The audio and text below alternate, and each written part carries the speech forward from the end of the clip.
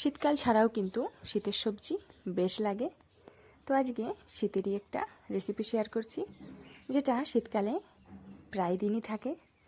তো চলো রেসিপিটা শুরু করা যাক।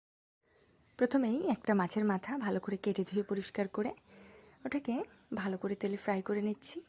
এরপর ওই একই তেলে একটু ছোট করে কাটা আলুগুলোকে লবণ আর হলুদ দিয়ে ভেজে তুলে নিচ্ছি। এখানে আমি রান্নাতে সর্ষের তেল ব্যবহার করছি, তোমরা চাইলে সাদা তেলও ব্যবহার করতে পারো। এরপর ওই একই তেলে দিয়ে দিচ্ছি গোটা জিরে, শুকনো লঙ্কা আর তেজপাতা। এরপর এগুলো একটু ভাজা হয়ে গেলে দিয়ে দেব কেটে রাখা পেঁয়াজ। পেঁয়াজটা ভাজা হয়ে গেলে দিয়ে দিচ্ছি আদা বাটা। এখানে বাটা মশলার ভিতর শুধু আদা বাটাই ব্যবহার করছি। এরপর আদার থেকে কাঁচা গন্ধ চলে গেলে দিয়ে দিচ্ছি কয়েকটা গুঁড়ো মশলা।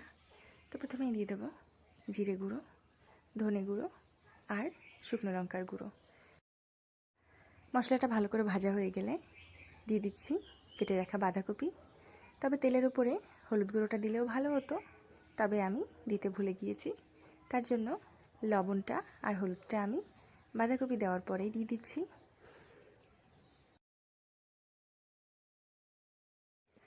বাঁধাকপিটা মশলার সঙ্গে নেড়েচেড়ে নিয়ে এরপর দিয়ে দিচ্ছি হলুদ গুঁড়ো আর লবণ। এরপর দিয়ে দিচ্ছি আমাদের আগে থেকে ভেজে তুলে রাখা আলুগুলো। বাঁধাকপির সঙ্গে কিছুক্ষণ ভেজে নিয়ে তারপর দিয়ে দিচ্ছি ভেজে রাখা মাছের মাথাটা।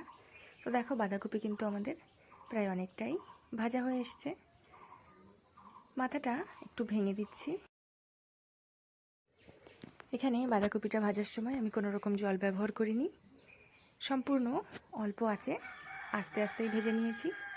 তো দেখো বাঁধাকপিটা কিন্তু আমাদের একদমই ঘেটে ঘন্ট হয়ে যায়নি।